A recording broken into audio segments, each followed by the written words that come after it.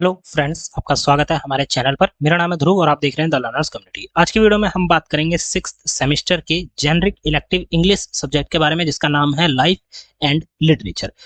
आज की वीडियो में हम इस सब्जेक्ट के जो 3 यूनिट्स हैं, उन 3 यूनिट्स के मोस्ट इंपॉर्टेंट क्वेश्चंस को देखेंगे। ठीक है, और जो कि इंपॉर्टेंट क्वेश्चंस काफी ज्यादा आप कह सकते हैं कि आपके लिए हेल्पफुल होंगे आपका जो एग्जाम होने वाला है उसमें। इन क्वेश्चंस के अकॉर्डिंग आप कह सकते हैं कि ये क्वेश्चंस पूरे जो चैप्टर हैं उसको पढ़कर समझकर देन उसको लिखे गए हैं। ठीक है, आपका जो एग्जाम होने जा रहा है सिक्स सेमेस्टर इंग्लिश का, वो फर्स्ट टाइम होने जा रहा है, तो इससे पहले कि कोई भी क्वेश्चन पेपर अभी अवेलेबल नहीं है। आपका क्वेश्चन पेपर ही फर्स्ट टाइम जो होगा वो रिलीज किया जाएगा। ठीक है, तो अभी हमें सिर्फ इंपॉर्टेंट क्वेश्चंस ही पता लग सकते हैं, जो हम कहें कि एग्जाम पेपर के क्वेश्चंस नहीं। तो चलिए वीडियो को शुरू करते हैं। और अगर अभी तक आपने हमारा चैनल सब्सक्राइब नहीं किया तो प्लीज चैनल को सब्सक्राइब करें और वीडियो पूरा देखें, काफी इंपॉर्टेंट वीडियो है आपके लिए।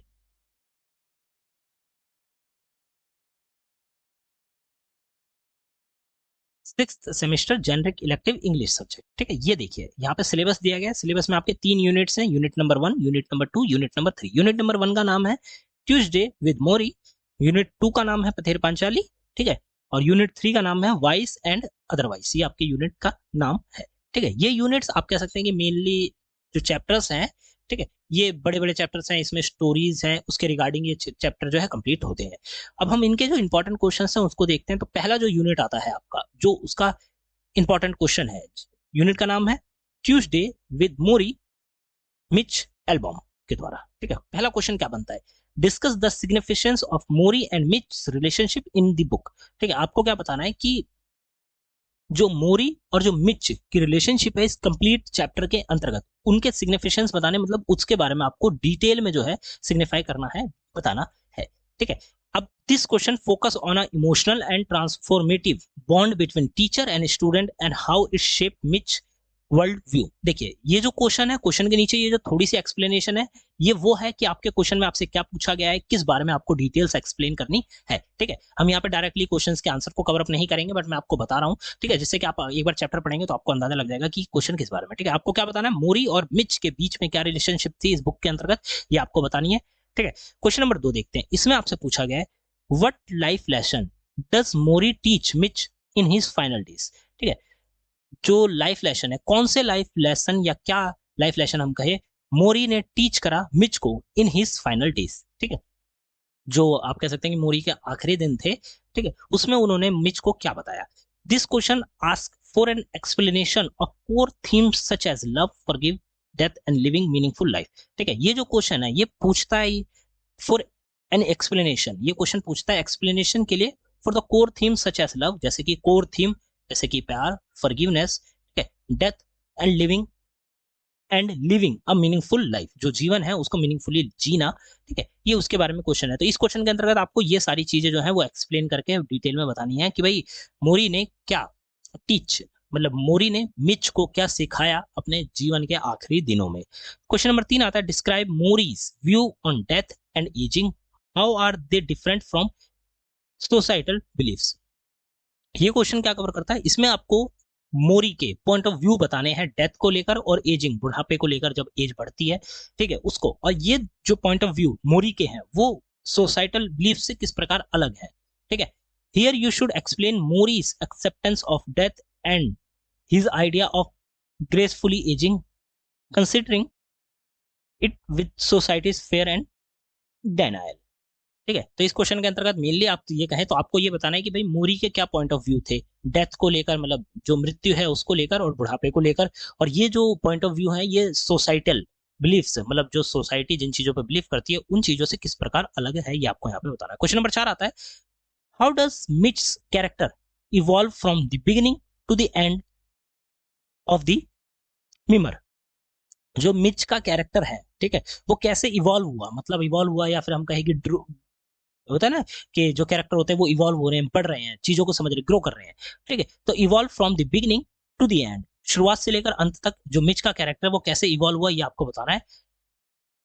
This ask about Mitch personality growth from the beginning career driven to understanding deeper value of life. ठीक है, इसमें आपसे क्या पूछा गया, ये क्वेश्चन पूछता है कि मिच की जो पर्सनल ग्रोथ है, ठीक है, उसके बारे में, फ्रॉम करियर ड्रिवन, जब उनका करियर शुरू हुआ तब से लेकर understanding deeper value in life, जीवन अंडरस्टैंडिंग, मतलब जब करियर शुरू हुआ तब से लेकर जब तक उन्होंने अपने जो जीवन है उसके जो डीपर वैल्यूज होती हैं, ठीक है, मूल्यवान चीजें जो होती हैं उनको समझने में, तो इसके बारे में आपको बताना है। क्वेश्चन नंबर 5 आता है, what is the relevance of the true, what is the relevance of the title Tuesday with Mori.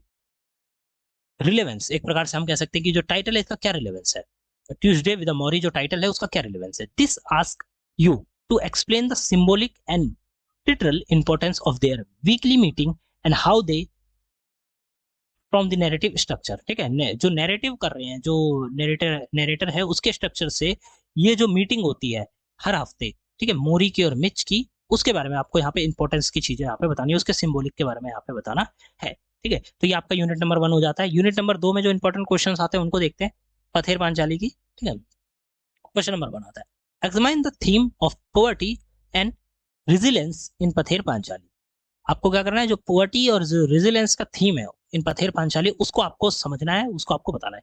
You should explain how poverty shape the characters life and how they show strength and dignity in hardship. आपको यहाँ पे बताना है, ये explain करना है कि poverty जो गरीबी होती है वो कैरेक्टर की जो जिंदगी है उसको कैसे शेप में करती है, ठीक है, ये बताना है।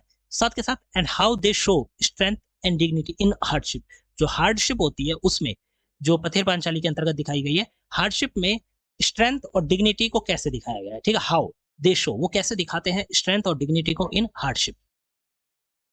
क्वेश्चन नंबर 2 आता है यूनिट नंबर 2 का, जिसमें पूछा गया discuss the symbolic meaning of the road in Pather Panchali, ठीक है, जो सिंबॉलिक मीनिंग है द रोड का पथेर पांचाली के अंतर्गत वो आपको यहाँ पे बताना है, ठीक है। इसमें क्या पूछा गया, इस क्वेश्चन के अंतर्गत आपको जो चीजें बतानी है, this refer to the journey motif literally and the metaphorical and its connection with hope struggle and maturity, ठीक है। ये जो आप है द रोड है इसके अंतर्गत आपको क्या बताना है, इसके अंतर्गत आपको जर्नी बतानी है, ठीक है, मोटिफी के बारे में, और connection with hope struggle and maturity का जो कनेक्शन है मोटिफी के साथ, ठीक है, वो आपको यहाँ पे इस क्वेश्चन के अंतर्गत ये सारी चीजें एक्सप्लेन करनी है, ठीक है। द रोड के अंतर्गत ये सारी चीजें बताई गई है और ये सारी चीजें आपको सिंबॉलिक जो मीनिंग है वो आपको यहाँ पे एक्सप्लेन करना है।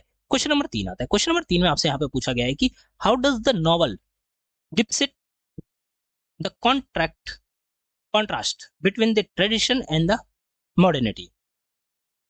This question focus on a character's conflict between old custom and new values, especially in education and profession.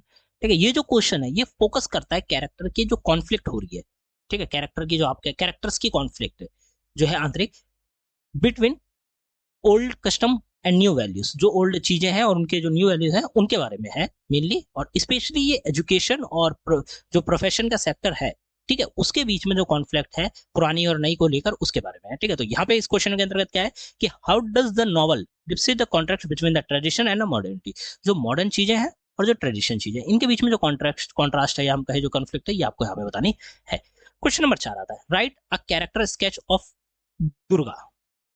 ये एक इंपॉर्टेंट क्वेश्चन है। देखिए मैं आपको बता देता हूँ, आप लोग फर्स्ट टाइम एग्जाम देने जा रहे हैं 6 सेमेस्टर को, आपको आइडिया रहना चाहिए, उसके लिए आपको क्या करना है, हर एक चैप्टर में जितने कैरेक्टर्स है ना उन कैरेक्टर्स की बेसिक डिटेल आपको पता होनी चाहिए, कैरेक्टर क्या है, कैरेक्टर किस बारे में है, कैरेक्टर का जो कैरेक्टरिस्टिक्स है उनकी विशेषताएं, ये चीजें पता होनी चाहिए। इसके अंदर write a character sketch of Durga, this required an analysis of Durga's spirited personality, her relationship with nature and family and her tragic end, ठीक है। इसमें क्या है, दुर्गा की जो स्पिरिटेड पर्सनालिटी है उसके बारे में आपको एनालिसिस मतलब जानकारी होनी चाहिए, एनालिटिक्स समझे, ठीक है। उसके रिलेशनशिप विद नेचर, जो उनका रिलेशनशिप है नेचर के साथ, उनकी फैमिली के साथ, एंड हर ट्रेजिक एंड, जो ट्रेजिक एंड हुआ था उसके बारे में आपको चीजें पता होनी चाहिए। क्वेश्चन नंबर 5 आता है, how is the rural life of Bengal portrayed in the novel. ये भी एक इंपॉर्टेंट क्वेश्चन है, ठीक है। जो रूरल लाइफ है या हम कहेंगे ग्रामीण जीवन है बंगाल का, ठीक है, वो इस नॉवल के अंतर्गत जो पथेर पांचाली नॉवल है उसके अंतर्गत किस प्रकार से दिखाया गया है, ठीक है, वो आपको यहाँ पे बताना है। This ask for detailed description of a village life, its beauty and hardship and how the author uses sincere details, ठीक है। इसके अंतर्गत क्या है कि भाई इसके अंतर्गत डिटेल डिस्क्रिप्शन आपको बताना है विलेज लाइफ, जो गांव का जीवन है या ग्रामीण जीवन है उसके बारे में, उसकी सुंदरता के बारे में, वहां पे जो हार्डशिप, जो आप लोग कहते हैं कि हार्डवर्क करते हैं, हार्डशिप के बारे में, एंड किस प्रकार जो ऑथर है मतलब राइटर है यूज सिंसियर डिटेल्स, राइटर ने जो डिटेल्स सिंसियरली यूज की हैं इस नॉवल के अंतर्गत उन चीजों के बारे में आपको यहाँ पे बताना है। क्वेश्चन में डायरेक्टली जो चीज पूछी गई है उसके बारे में नीचे थोड़ा सा बताया गया, ठीक है। क्वेश्चन में क्या पूछेगा, how the rural life of Bengal portrayed in the novel, जो ग्रामीण जीवन है बंगाल का वो किस प्रकार से पोर्ट्रे किया गया है इस नॉवल के अंतर्गत, ये आपको यहाँ पे बताना है, ठीक है। तो यहाँ पे आपका कुछ जो यूनिट 2 है वो भी कंप्लीट हो जाता है। यूनिट 3 को देखते हैं जिसका नाम है वाइस एंड अदरवाइज, सुधा मूर्ति द्वारा ये लिखी गई है, ठीक है। व्हाट आर सम की लेसन्स, की life lesson Sudha Murthy share in wise and otherwise, Sudha Murthy ने जो लाइफ लेसन है, जीवन के हम कहें कि अध्याय है, जीवन के बारे में जो लेसन्स होते हैं, ठीक है, सुधा मूर्ति ने क्या वो कौन से लेसन हमारे साथ शेयर किए हैं वाइस एंड अदरवाइज नॉवल के अंतर्गत। This focus on values like honesty, compassion, gratitude, humanity and Murthy learns through real life stories, ठीक है। जो सुधा मूर्ति है वो रियल लाइफ स्टोरीज से चीजें सीखती हैं, देन उसके बाद उन्हें नॉवल में जो है पोर्ट्रे करती है, नॉवल में हमें दिखाती हैं। तो इस क्वेश्चन के अंतर्गत आपको भाई ऑनेस्टी के बारे में बताना होगा, कंपैशन के बारे में बताना होगा, ग्रेटिट्यूड के बारे में बताना होगा, ह्यूमैनिटी के बारे में, ये सारी चीजें बतानी होंगी। क्वेश्चन नंबर 2 आता है जिसके अंतर्गत आपसे पूछा गया है, discuss how Sudha Murthy portray the lives of the poor and neglected in India, ठीक है। आपको क्या करना है, डिस्कस करना है सुधा मूर्ति ने कैसे पोर्ट्रे की है लाइफ ऑफ द पुअर, मतलब जो गरीब लोग हैं उनकी जिंदगी को बताया है, ठीक है, और नेग्लेक्टेड किया है इंडिया के अंतर्गत, ठीक है, इन इंडिया। अब देखें इसमें आपको क्या एक्सप्लेन करना है या किस बारे में है, तो this ask for examples from the book, आपको बुक से एग्जांपल लेकर बताना है वेयर शी हाईलाइट, जहां पे सुधा मूर्ति ने क्या करा, हाईलाइट किया है struggles of unprivileged people beyond urban India, ठीक है। अर्बन इंडिया के बाहर अगर हम कहें तो जो अनप्रिविलेज्ड पीपल हैं या अनप्रिविलेज्ड लोग हैं, ठीक है, उनके स्ट्रगल के बारे में बताया, उनके स्ट्रगल को हाईलाइट किया है, अनप्रिविलेज्ड पीपल, या हम कहें मेनली पुअर जो पीपल हैं, जो गरीब लोगों की जीवन है, जीवन का जो उनका स्ट्रगल है उसके बारे में बताया, बियॉन्ड अर्बन इंडिया, जो अर्बन इंडिया उसके बाहर के व्यक्तियों के बारे में, ठीक है। तो ये आपका क्वेश्चन हो जाता है। क्वेश्चन नंबर 3 को देखते हैं, comment on Sudha Murthy narrative style, how does it help deliver her message, ठीक है। आपको कमेंट करना है सुधा मूर्ति का जो नैरेटिव स्टाइल है, जिस तरह से वो बताती हैं कहानी को, नरेट करती हैं, नैरेटिव है, ठीक है, तो वो आपको बताना है। और फिर उसके बाद आपने ये बता दिया, उसके बाद आपको बताना how does it help deliver her message, और ये जो उनका नैरेटिव स्टाइल है वो कैसे हेल्प करता है उनकी एक जो उनका मैसेज है उसको डिलीवर करने में, जो भी व्यक्ति वो नॉवल पढ़ रहा है उस तक, ठीक है।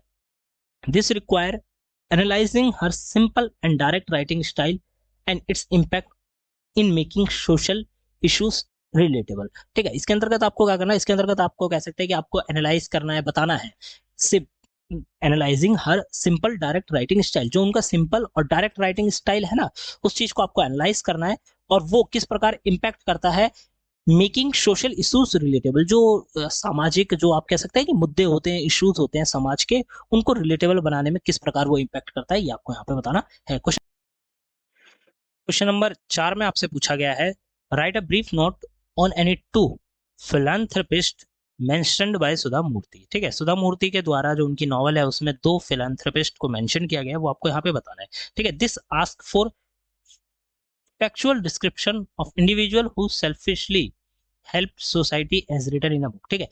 फिलैंथ्रोपिस्ट मतलब ऐसे लोग जो कि परोपकारी होते हैं, ठीक है, वो अपना कुछ सोचे बिना ही लोगों की मदद करते हैं, सेल्फलेसली हेल्प करते हैं, ठीक है, मतलब खुद का सोचे बिना जो लोगों की हेल्प करता है उसको फिलैंथ्रोपिस्ट एक प्रकार से कहा जाता है।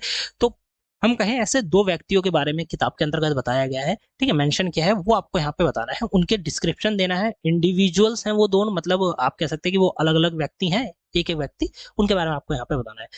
क्वेश्चन नंबर 5 में आपसे पूछा गया, how does Sudha Murthy critic modern society and changing values, Sudha Murthy ने आप कह सकते हैं क्रिटिक मॉडर्न सोसाइटी जो है और चेंजिंग वैल्यूज है उसके बारे में कैसे किया है, ये आपको बताना है, ठीक है। इस क्वेश्चन में आपको क्या एक्सप्लेन करना है, मिले हम बात करें तो this focus on how she highlight the loss of traditional values and increasing materialism through the stories. अब देखिए अब क्या हो रहा है, आज के समय में हम देखें तो हमारी जो ट्रेडिशनल वैल्यूज है वो खत्म होती जा रही है, और मटेरियलिस्टिक चीजों के लिए, ठीक है, ऐसी चीजें जो कि हमें लुभाती हैं उन चीजों को हम कहें कि ज्यादा पसंद कर रहे हैं, उनको वैल्यू ज्यादा दे रहे हैं ट्रेडिशनल वैल्यूज के मुकाबले। तो इस कहानी के अंतर्गत मतलब क्वेश्चन में अगर हम कहें तो यही पूछा गया है कि भाई जो चेंज हो रही है वैल्यूज चीजों की, उसके बारे में आपको बताना है। और क्या लिखा गया है कि this focus on how she highlight, जो सुधा मूर्ति है उन्होंने हाईलाइट किया है कैसे the loss of traditional values, जो हमारे ट्रेडिशनल वैल्यूज हैं उनका लॉस हो रहा है और इंक्रीजमेंट हो रही है किसके अंतर्गत, materialism through the her story. जो उनकी स्टोरी है उसमें मेटरलिज्म जो चीजें हैं उनमें इंक्रीज देखा गया है और जो ट्रेडिशनल वैल्यूज है उसमें कमी देखी गई है। तो इसके बारे में आपको यहाँ पे बताना है। देखिए ये जो क्वेश्चन है ये one of the most important question है आपके एग्जाम के नजरिए से, तो प्लीज इन क्वेश्चन को एक बार पढ़ के जाइए, ठीक है। क्वेश्चन को पढ़िए, किताब में जो चैप्टर दिए गए उनको समझिए, उनको पढ़िए, ठीक है। आपकी बहुत ज्यादा हेल्प होगी आपके एग्जाम में। आप हमारे साथ जुड़ सकते हैं इंस्टाग्राम पे, टेलीग्राम पे, 2 जगह हमारे टेलीग्राम के ग्रुप अवेलेबल हैं, जुड़ सकते हैं आप। हमारा इंस्टाग्राम का पेज है, वहाँ पे आप अकाउंट है, उस पर जाके आप हमें फॉलो कर सकते हैं। आपका कोई भी डाउट हो study related, question paper related, notes related, सारे डाउट्स आप हमें लोग बताइए। आपका कोई क्वेश्चन है, आपको कुछ समझ में नहीं आ रहा, आप डायरेक्टली हमें क्वेश्चन पूछिए, हम आपके हेल्प करेंगे, ठीक है। आप हमारे टेलीग्राम पे भी जुड़ सकते हैं, वीडियो के अपडेट्स डायरेक्टली आपको वहीं पे मिल जाते हैं। चैनल को सब्सक्राइब कर लीजिए, अपकमिंग वीडियोस आपके लिए बहुत हेल्पफुल रहेंगी। साथ के साथ आप हमारा app the learners community DUSLD download कर सकते हैं। ऐप आपको प्ले स्टोर पे मिल जाएगा, ठीक है। प्ले स्टोर पे अवेलेबल है, आप जाइए, ऐप में आपको नोट्स मिलेंगे, ठीक है। क्वेश्चन पेपर देखने को मिलेंगे। 6 सेमेस्टर के अभी अवेलेबल नहीं है, ठीक है, बट ये है कि हम जल्द ही 6 सेमेस्टर के भी जैसे ही अवेलेबल होते हैं हम उस पर प्रोवाइड कराने की कोशिश करेंगे, ठीक है। साथ के साथ वीडियोस के नोट्स भी आपको वहीं पे देखने को मिल जाएंगे। छठे सेमेस्टर के जो भी हमने आपको पढ़ाया हमारे चैनल पे, वो नोट्स आपको हमारे ऑलरेडी जो ऐप है उस पर देखने को मिलेंगे, ठीक है।